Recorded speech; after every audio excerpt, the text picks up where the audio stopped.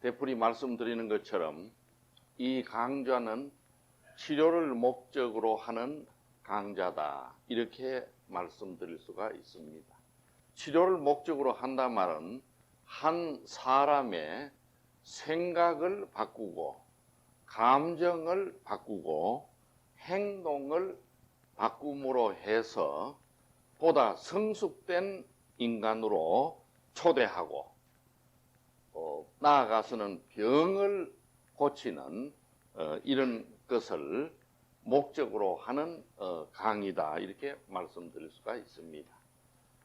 강의를 통해서 치료를 하는 것은 1885년 이래 서양에서도 어디서도 없는 방법인데 우리가 약 20년 전부터 치료 방법을 채택하였고 우리가 간단 없이 치료를 해오고 있습니다만은 이것이 상당한 치료적 효과가 난다는 것을 거듭 확인하게 되었고, 그렇기 때문에 이 치료법을 당 병원뿐 아니라 앞으로는 세계에 이것을 발표하고 세계에 있는 정신과 의사들로 하여금 한번 해보도록 권유하려고 하고 있고, 이미 말씀드린 것처럼 금년 10월 초에는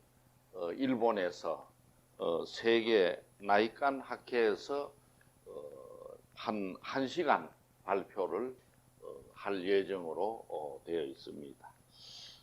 오늘은 정신분석 치료론이라 하는 이런 제목으로 이 앞에 자리가 있네요. 이 발표를 하려고 하는데 우리가 정신분석 치료에 대해서 얘기하려면 적어도 짧게 해도 100시간, 길게 하면 1000시간 이상 얘기를 해야 될 내용입니다만은 이것을 줄여서 이번 시간 안에 정신분석 치료는 한말로 말하자면 어떠한 치료인가 하는 것을 살펴보기로 하겠습니다.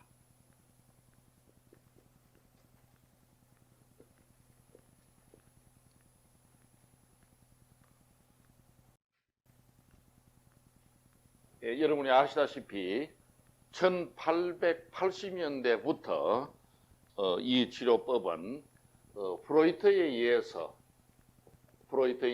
창안되어서 발전되어 오는 치료라 하는 것은 여러 번 말씀드린 바와 같습니다. 그래서 이 정신분석 치료라 하는 것은 무엇이냐? 인간의 마음에 대하여 과학적이고 객관적으로 탐구한 그러한 치료법이다 하는 것을 말씀드릴 수 있습니다. 사람의 마음에 대해서는 역사적으로 문학이나 종교나 또 여러 방면에서 얘기되었습니다만은 과학적으로 탐구한 것은 정신분석학의 공로라고 이렇게 볼 수 있습니다. 그래서 이번 시간에는 프로이트 이래에 이런 정신분석 치료를 통해서 정신치료의 기법이 어떻게 변했는가 하는 부분도 한번 살펴볼 필요가 있겠다, 이렇게 봅니다.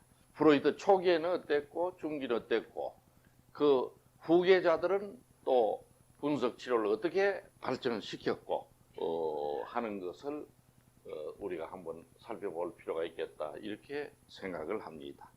그리고 2003년 오늘날에 와서는 서양의 정신분석 치료를 혁명적으로 개편하고 도양의 깨달음을 줘야 된다 하는 것이 우리의 주장인 것입니다. 그래서 동양정신과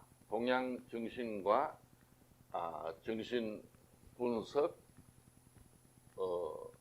기법을 합쳐가지고 그 서양에서 120년간 내려오는 정신 분석에 대한 모든 그 기법을 총망라하고 여기에다가 도양 정신을 갖다가 화합시킴으로 해서 상당한 효과가 있다. 정신분석 치료에 혁명적인 그러한 효과가 있다는 것을 우리는 증명해오고 있는 것입니다.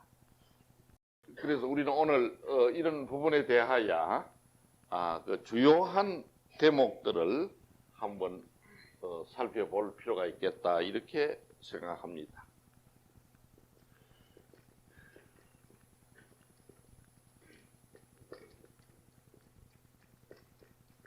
그러면은 정신분석 치료가 프로이트 이래 어떻게 발전해 왔는가 하는 것을 우리가 한번 살펴볼 필요가 있는데, 물론 프로이트의 초기에는 최면술부터 시작한 걸 알 수가 있어요. 최면술 히프노시스. 초기에는 최면술부터 시작을 했고, 그 당시 파리에서 이 최면술이 상당히 발전되었는데, 프로이트가 잠시 파리에 갔다가 배워 가지고 와서 이 치료를 했던 것입니다. 그 다음에는 이른바 암시요법을 했고, 석제성 암시요법을 했고, 그 다음에는 감정 배설법을 했다고 볼 수가 있고, 감정 배설법. 그 다음에는 자유연상법을 프로이트가 채택하게 되었고, 마침내는 정신분석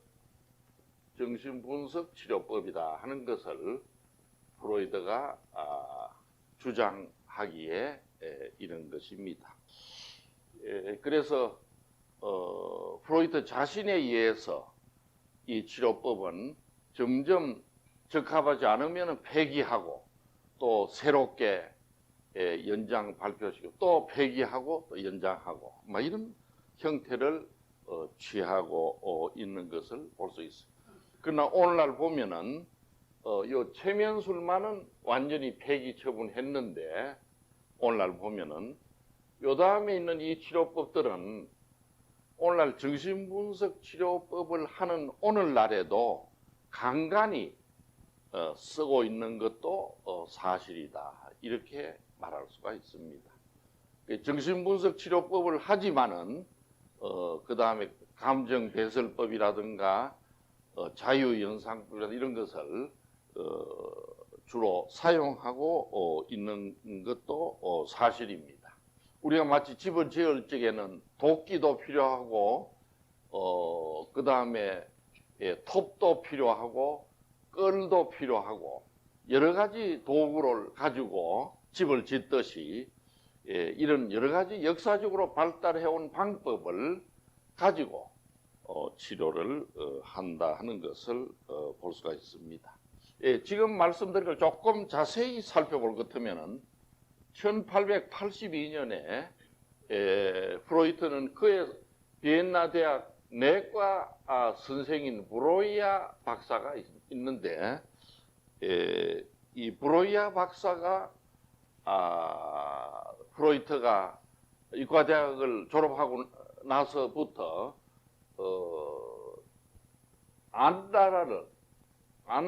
영국에서 이민 온, 영국에서 비엔나에 온 안나라고 하는 여자 환자를 치료하고 있다는 말을 듣고 간간히 브로이아 박사한테 가서 안나를 치료하는 걸 보고 이래 했던 일이 있었던 것이 사실입니다.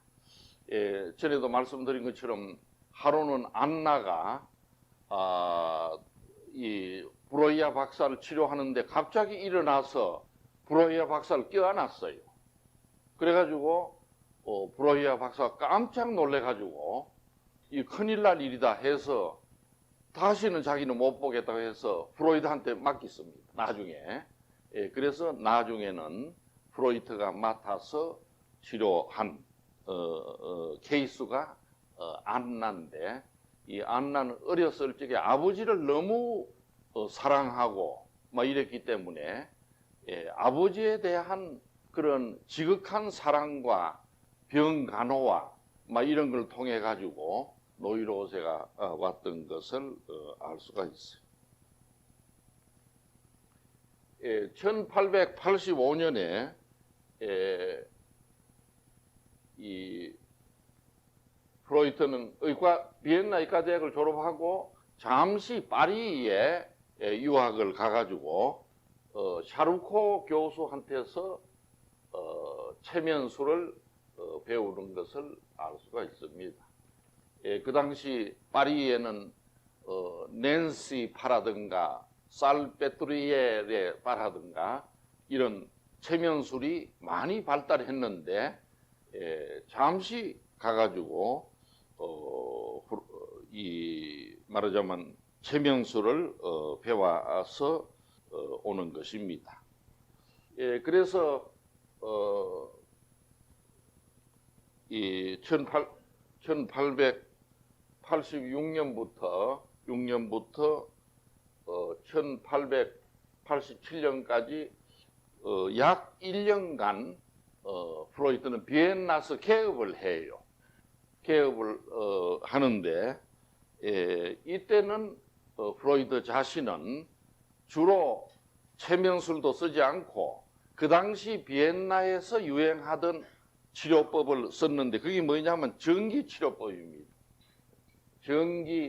전기자극치료법. 그래서 노이로제 환자가 오면 전기를 해가지고 깜짝 놀라게 해가지고는 또 고치려고 하는 전기자극치료라든가 그 다음에 하이드로테라피라 해가지고 물로서 물을 사우나 하듯이 이 환자들에게 끼어 얹어가지고 낫도록 하는 그때 비엔나에서 그런 치료법이 있었던 모양인데 이런 치료 또 마사지 방법 마사지 우리나라도 요새 무슨 마사지라는 게 많이 있죠. 예? 무슨 스포츠 마사지, 피부 마사지도 있고 있는데 그 당시 비엔나에 있던 이런 방법을 통해 가지고 프로이트는 노이로제 환자를 고치려고 했던 것으로 되어 있습니다. 그러다가 1887년부터는 역시 자기가 할 일은 체면술이다 해가지고 파리에서 배움받아 있고 한 체면술을 본격적으로 사용했던 것입니다. 그 체면술은 뭐냐 하면은 마음속에 있는 걸 무조건 다 말해봐라 이렇게 말하면 환자는 누워 있다가 전체를 얘기를 하는 거죠. 내가 실은 뭐 소풍을 갔습니다. 갔다가 또 남자를 만났습니다. 그 녀석이 나를 덮쳤습니다 하고 막 고함을 지르고 이러고 나서는 병이 낫더라 이거지. 그래서 그러한 치료법을 했던 것인데 특히 이 1889년에는 유명한 에미라고 하는 환자를 보았던 것입니다. 에미 폰 에누라는 이건 막 이름을 밝히지 않는 거죠. 에미라고 하는 환자를 봤는데 이 환자도 히스테리 환자죠. 히스테리 환자. 그때 비엔나에 히스테리 환자가 많았던 모양이죠. 히스테리라는 것은 아무 병도 없는데 갑자기 팔이 마비되거나 또 왈칵 넘어지거나 또 눈이 안 보인다고 막 이래 하거나 이런 게 전부 히스테리 환자인데, 예, 그 당시 비엔나에 히스테리 환자가 많았던 것 같아요. 우리나라로 말하자면 해방 직후에 히스테리 환자가 많은 걸로 나는 압니다. 예, 그래서 멀쩡하게 있다가도 시어머니가 부엌에 가서 요리 좀 해오라 하면은 요리한다고 소반을 두드리다가 갑자기 팔이 마비되죠. 그래서 요리를 못하고 말하자면 시어머니에 대한 반발로 팔이 마비되는 그런 현상도 해방 후에 들어들어 있었던 걸 나는 기억하고 있어. 예, 그러고 얼마 후에는 보면은 박정희 장군 때인지 보면은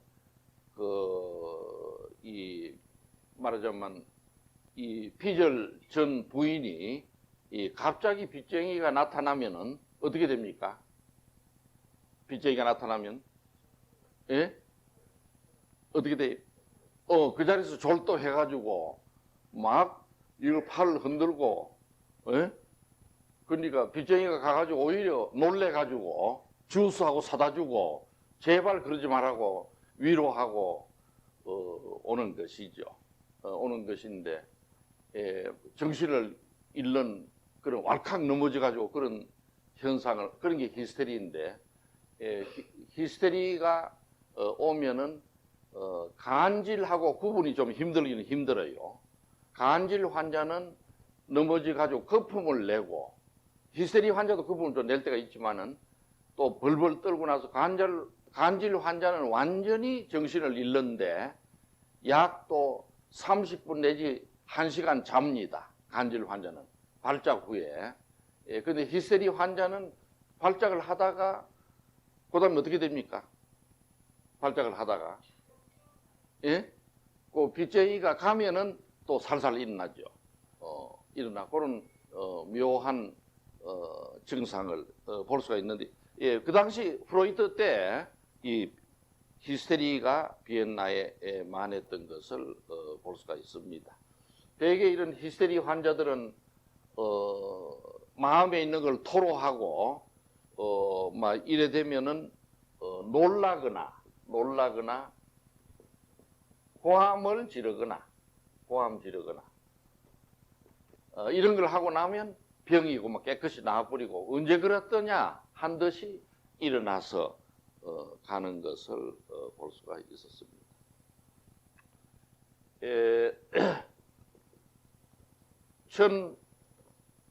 1892년에 프로이트는 엘리자베스라는 또 처녀를 보았던 것이죠. 엘리자베스 폰 아루라고 하는 이 사람도 히스테리 환자인데, 이때는 이 사람이 이전에는 히스테리 환자를 주로 최면술을 가지고 치료해 보니까 치료는 되는데 최면해가지고 고친 환자는 최면이 끝나도 또 변소 간다고 혼자 막 정신없이 돌아다니고 이런 걸 볼 수 있어요. 여기저기 돌아다니고. 그래서 부작용이 오더라는 걸 알고 이 프로이트는 1992년 엘리자베스를 볼 때부터는 최면술을 안 썼습니다. 최면술을 깊게 쓰지 않고 깨어있는 상태에서 얘기하도록, 깨어있는 상태에서 대화 형식으로 얘기를 했던 것입니다. 예, 그래서 최명술을 하거나 머리에 이마를 대고 이렇게 한 게 아니고 그냥 깨어있으면서 누워가지고 있는 환자를 보고 마음속에 떠오르는 걸 전부 말해 보시오 하면은 뭐 어렸을 때 이랬느니 저랬느니 하고 이 얘기를 다 하다가 깨어있으면서 이 얘기를 하는 거죠. 하고 나면은 병이 낫는 것을 보았던 것입니다. 예, 그래서 프로이트는 이때부터 1892년부터 최면술보다는 오히려 깨어있으면서 마음속에 있는 걸 얘기를 하니까 치료가 더 되더라, 더 오히려 여러 가지 얘기를 하더라 하는 것을 보고 이때부터 자유연상법을 자기가 쓴다고 그랬습니다. 이러다 자유연상법이라 이렇게 말했던 거죠. Free Association. 한번 여러분 따라 해보시면 자유연상, 자유연상, Free Association. 그래서 최명술 다음에 사용하게 된 것이 자유연상법이었다 하는 것을 알 수가 있습니다.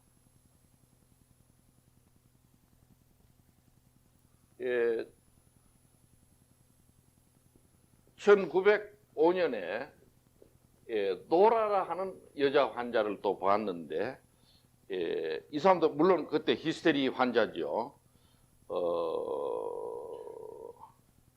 봤는데, 이때야말로 자유연상법을 완전히 실시를 했던 것입니다.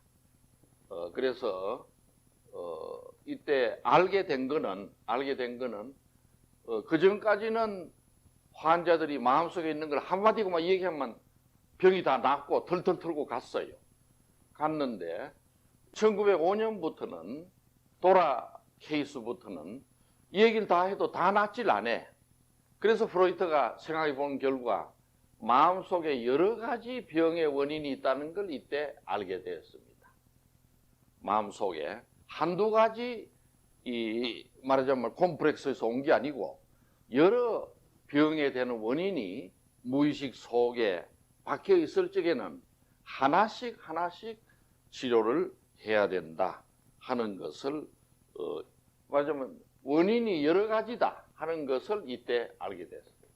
여러 가지 원인이 한 가지 원인이 아니고 여러 가지 원인이 이 병을 한다 하는 것을 알게 됐습니다. 그래서 이때 프로이트는 자유연상법을 본격적으로 썼다고 그랬는데 특히 환자의 마음 속에 있는 것을 끄집어내니까 치료가 되는데 어떻게 끄집어내느냐? 말로써 끄집어낸 것입니다. 말로써. 다시 말하자면 언어화죠. 언어화. 그래서 프로이트는 사람이 말을 이래 하게 되면은 그 말에 감정이 묻어 나오는구나 하는 걸 알게 된 것입니다. 그 말만 나오는 게 아니라 감정이 묻어 나온다. 그래서 그 감정이 바깥으로 나오니까 결과적으로는 치료가 된다 하는 것을 알 수가 있었던 것입니다. 그래서 프로이드는 이때부터 마음속에 있는 감정과 말은 머릿속에 어떻게 얽혀 있는가, 이때 감정이 상해 있는 감정은 어떻게 끄집어낼 수 있는가, 이런 것들을 생각을 많이 하게 된 것입니다. 그랬던 것인데 1912년에 뭘 또 발견을 했는가 하니 환자의 얘기가 환자가 프로이드한테 여러 가지 괴로운 걸 얘기를 하는 동안에 프로이드가 가만히 들어보니까 현재는 이치에 맞지 않는 옛날 지내간 소리를 자꾸 하거든. 어렸을 때 지내간 얘기, 어렸을 때 부모하고 소풍 갔던 얘기, 또 어렸을 때 어머니와 지내면서 느낀 얘기, 그러면서 마치 의사를 어릴 적에 부모를 대하듯이 대한다 하는 사실을 알게 되었어요. 그래서 프로이트는 이 언어의 단순한 언어화나 감정 배설이 아니라 이런 어릴 때 부모를 대하던 걸 의사 앞에 되풀이하는구나 하는 것을 발견하게 됐는데 이걸 뭐라고 그랬나요? 프로이트는 전이 현상이라는 말을 하게 된 것입니다. 전이 현상. 그래서 굉장히 중요한 개념을 밝혀낸 것이죠.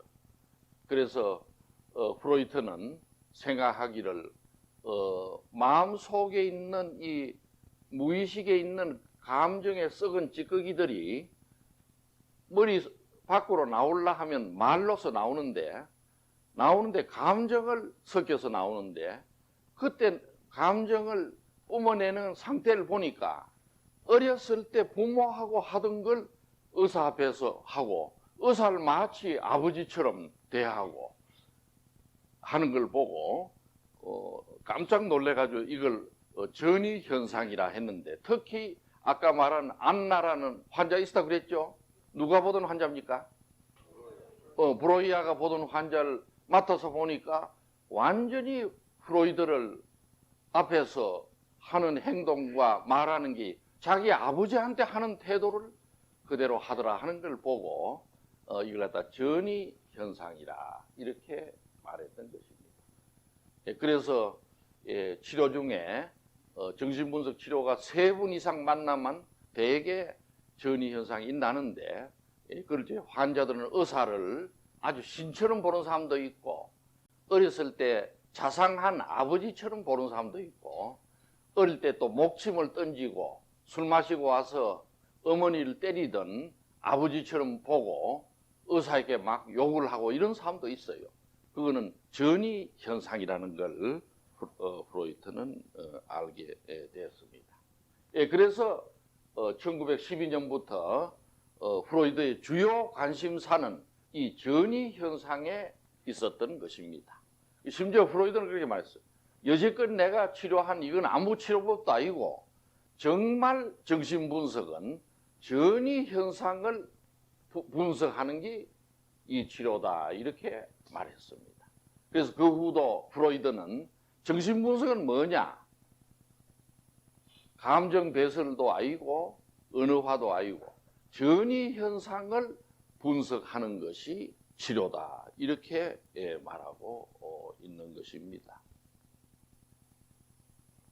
우리도 소집단도 해보고 하지만은 얘기할 때 어떤 사람 막 지나치게 흥분하는 사람이 있죠. 갑자기 그런 사람이 있죠. 있어가지고는 막 또 싸우고 이런 사람이 있는데, 그런 사람도 결과적으로는 어렸을 때 어떤 관계를 전이 현상으로 되풀이하는 것이라고 해석하는 이유가 거기에 있는 것입니다. 그래서 프로이트는 마음속에 있는 이 깊숙한 곳에 있는 병이, 이 고름들이, 마음에 있는 병적인 고름들이 올라오려면은 전이 현상을 타고 물줄기로 올라온다 하는 것을 알았기 때문에 프로이트는 이 전이 현상에 대해서 대단히 중시하게 된 것입니다.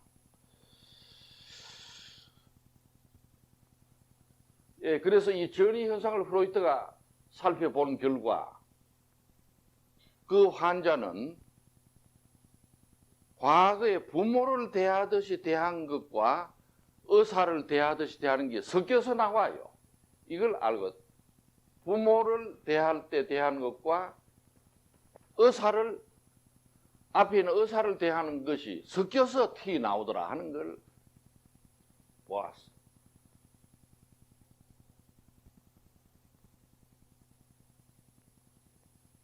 또 완전히 원시 감정이 나오냐 하면 원시 감정, 이 전이 현상 때는 원시 감정, 뭐 옷을 휘딱 벗고 원시 감정이 나오냐면 동시에 현실 판단도 동시에 나오더라. 그러니까 전이 현상에는 원시 감정도 나오면서 아이고 의사 선생 내가 어떻게 했죠? 이런 말하자면 현실 판단도 동시에 섞여 나오더라. 그 다음에 또 행동화, 액팅 아웃이 나오냐 하면 여러분 한번 따라해줘요. 액팅 아우터. 액팅 아우터가 뭐죠? 행동으로 나오는 거죠. 액팅 아웃이 나오냐 하면 일면 또 이해력도 나와요. 이해하는 힘도. 아, 내가 왜 그런 짓을 할까요? 이런, 다시 말하자면은 프로이트가 보니까 과거에 있었던 일들이 나오는 동시에 현실에 관계를 맺고 본능적인 욕구가 나오면서 또 판단을 하게 되고 하는 이런 게 뒤섞여 나오는 것을 볼 수가 있었는데, 막 이런 걸 통해 가지고 전이 현상이 치료에 매우 중요하다 하는 것을 프로이트는 제3 강조하기에 이런 것입니다.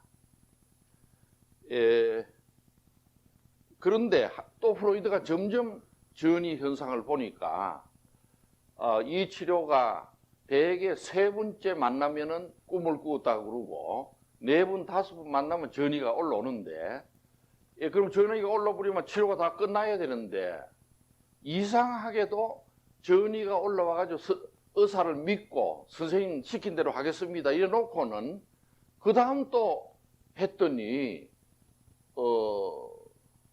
아이고 지난번에 말한 건 내가 괜히 그랬다고 하고 저항이 따라오는 걸 봤어요. 저항. 이것도 저항이라 그럽니다. 그래서 프로이트는 전이 현상 다음에는 거의 반드시 저항이 따라오는 걸 프로이트가 보고 깜짝 놀랐어요. 치료를 하러 왔으면은 돈을 내고 시간을 투자하고 빨리 고쳐야 되는데, 빨리 고치겠다고 와놓고는 그 다음날 가면 그만 딴소리가 나와. 딴소리가 나오고, 내가 뭐 치료 이만하면 된 것 같다 하고, 또 내가 이런 치료 가지고는 안 될 것 같다 하기도 하고 하는 저항이 나온다는 것을 프로이트는 알게 된 것입니다. 그래서 프로이트는 어떻게 빨리 고쳐야 될 환자가 저항을 이래 일으키나 많이 고민을 했어요. 프로이트는. 그래서 프로이트는 자기의 정신분석 치료는 뭐냐? 전이 현상과 저항 현상을 다루는 것이 정신치료다. 이렇게 프로이트는 말씀하기에 이런 것입니다. 정신분석을 한말로 말하면은 전이 현상과 그 뒤에 따라오는 저항 현상을 어떻게 잘 다뤄가느냐 하는 것이 정신분석 치료다. 이렇게 이 얘기를 했던 것을 볼 수가 있습니다.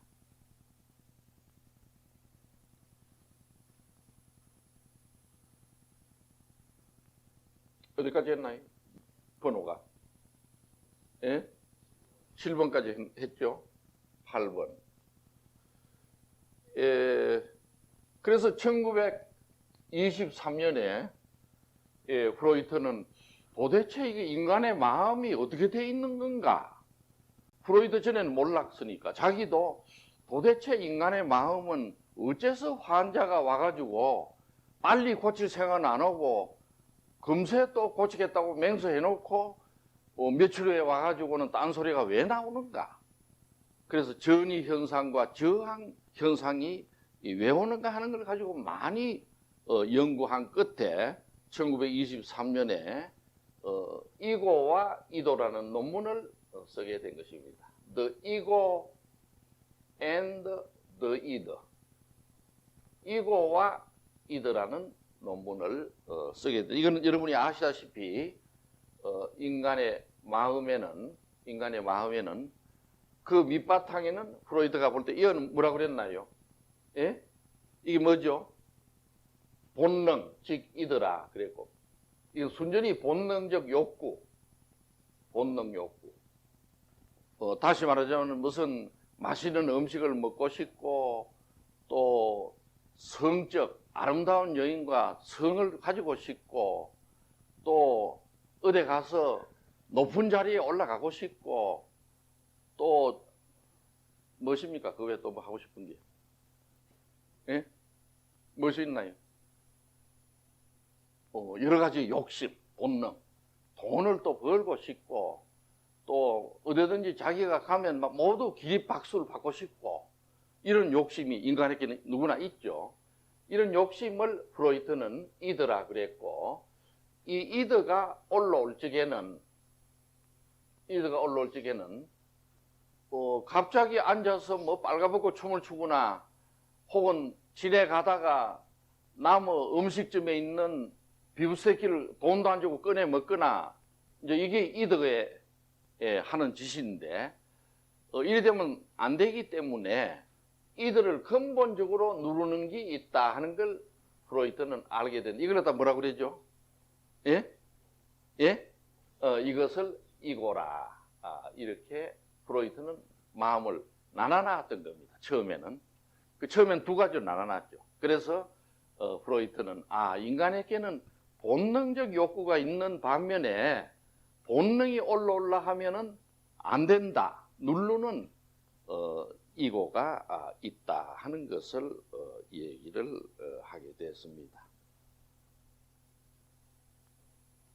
예, 그래서 프로이트는 해석하기를 이고가 올라올 때, 이드가 처음에 올라올 때, 인간은 누구나 이드가 올라와요.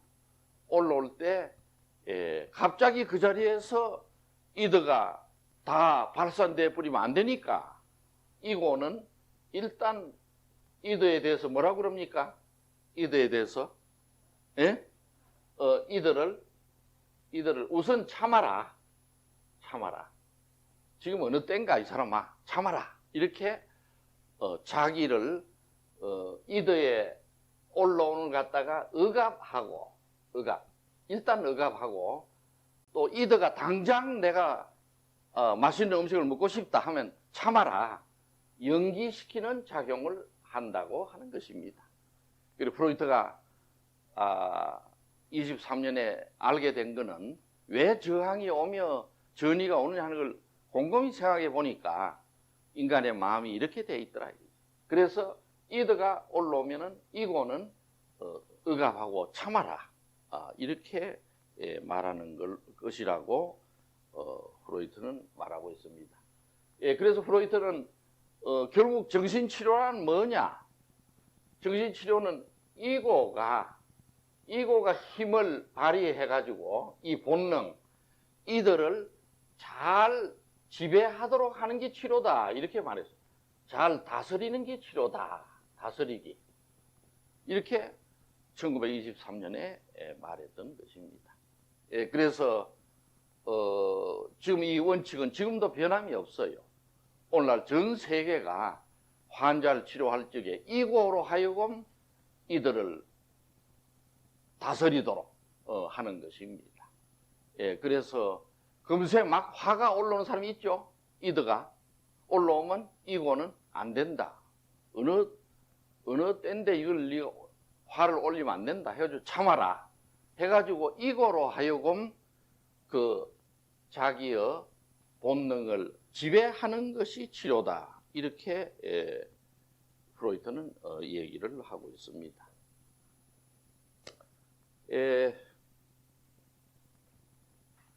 1933년에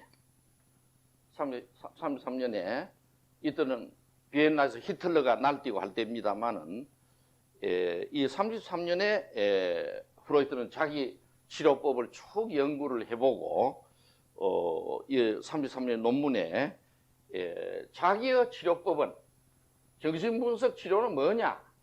정신분석 치료는 무엇인가? 어떻게 하자는 게 치료인가? 그거는 이래 말한 거죠. 첫째, 이고를 강화하는 것이라 그랬어요. 이거를 마음속에 있는 본능을 강화하는 게 아니라 이거를 강화하는 것이다. 이렇게 말했던 것입니다. 그리고 또 얘기하기를 이때는 1933년에는 본능 이드도 있고 여기 이고고 그 이고 위에 여기 뭐죠? 슈퍼이고 양심. 이때는 양심도 알게 될 때인데 그래서 33년에는 말하기를 이드만 다스리는 것이 아니라 이 슈퍼이고 양심의 명령에 대해서도 무조건 들을 게 아니라 양심시키는 것도 판단해 가면서 들어야 된다 해가지고 이고가 양심으로부터도 독립돼야 된다는 말을 하고 있습니다. 양심으로부터 독립돼야 된다. 그래서 이고의 역할이 본능적인 그런 당장 어떤 충동도 다스리고 또 양심이 하라는 것도 좀 참아라 하는 이런, 그래야 자기가 건강하게 살 수 있다, 이렇게 말하고 있습니다. 여러분이 아시다시피 우리나라에는 근대화는 주로 가난의 한풀이라 그랬죠. 네, 그랬죠. 가난의 한풀이라는 것은 결과적으로 뭐냐? 그것은 엄격히 이들을 푸는 것입니다. 이들을 현실 소개시키는 건데, 그래서 근대화 운동을 하다 보니까 어떤 일이 발생했나?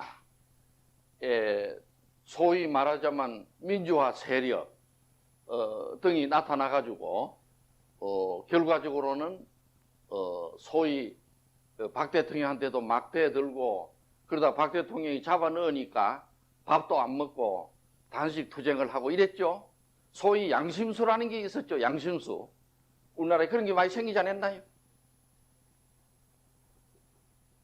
우리가 볼 때는 별 양심수도 아까지도 않는데 저거는 양심수라고 하는, 그래가지고는 막 그저 저끼리 모여서 만세도 부르고 이래 하는데, 이 양심수라는 것도 이제 이어서 보면 슈퍼 이고인데, 이고는 슈퍼 이고 말도 안 듣고 전체를 보고 균형 있게 나가는 것이 이고의 역할입니다. 슈퍼 이고도 잘못된 슈퍼 이고도 많아요. 예를 들면 사담 후세인 있죠. 후세인. 후세인도 뭐냐 하면은 자기 딴에는 이슬람의 신의 가르침을 실행한답시고 그래 하고 있는 겁니다. 후세인도 나름대로 보면 이슬람의 양심수입니다. 어떻게 보면. 그러나 이슬람의 신의 뜻을 이걸 하기 위해서 일한답시고 하는 짓은 뭐냐? 테러를 하고 사람을 죽이고 이런 짓을 하고 있는 거죠. 그래서 슈퍼 이고도 잘못된 슈퍼 이고 있다는 걸 여러분 이제 이해하겠습니까? 예.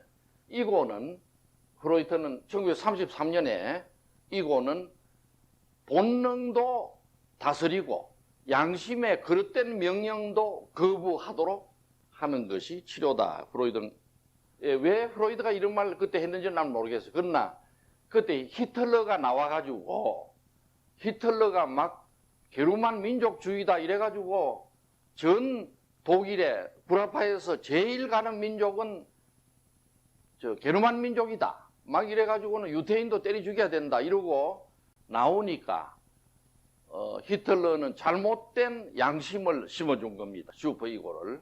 그리고 프로이트는 뭐 그래서 꼭 그런지는 모르겠으나 33년에 이런 얘기를 하게 된 것을 알 수가 있어요. 그래서 이때 더 강조한 것은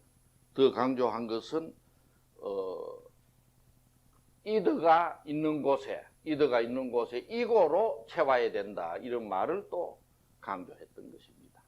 이드가 있는 곳에 이고로 채워야 된다.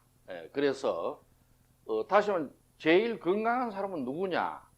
너무 본능에 시달려 가지고 막 화를 내고 또 맛있는 거 있으면 아무 허락도 안 받고 또 돈도 안 주고 가져와다 먹고, 그 다음에 또 공직에 앉아 있으면 지 할 일만 하면 되는데 또 누가 나타납니까? 공직에 있을 때 누가 나타나나요? 예? 굿모닝 이런 게 나타나죠. 나타나서 또 돈을 준다 하면 살짝 먹고는, 예? 이게 전부 이드가 하는 짓입니다. 이드가. 예, 그런가 하면 잘못된 신념, 민족이 제일이다, 우리는 민족을 중심으로 뭉쳐야 된다 하는, 이게 전부 잘못된 슈퍼이고예요. 그래서 프로이트가 제일 강조하신 거는 이 치료의 가장 핵심 부분은 어디입니까? 그러니까 이고가 제일 핵심 부분입니다. 이 원칙은 지금도 변함이 없어요. 지금도 변함이 없고, 우리도 이 치료를 할 때 그 사람의 이고를 강화시켜 주는 겁니다. 그 사람의 본능을 강화시켜 주는 것도 아니요, 그 사람의 잘못된 양심을 강화시켜 주는 것도 아닙니다. 그렇기 때문에 특정 종교도 잘못하면 잘못된 슈퍼이고가 될 수 있어요. 그렇기 때문에 이고는 항상 마음속에 있는 양쪽을 다스리도록 이렇게 하는 것입니다. 끝으로 프로이트는 1937년 그가 쓴 마지막 논문 Analysis Terminable and Interminable, Analysis Terminable and Interminable, 끝낼 수 있는 분석과 끝내지 못할 분석 치료라 하는 제목에서 프로이트는 또 이때 말하고 있는데 자기의 모든 정신분석 치료를 한말로 말하면 뭐냐?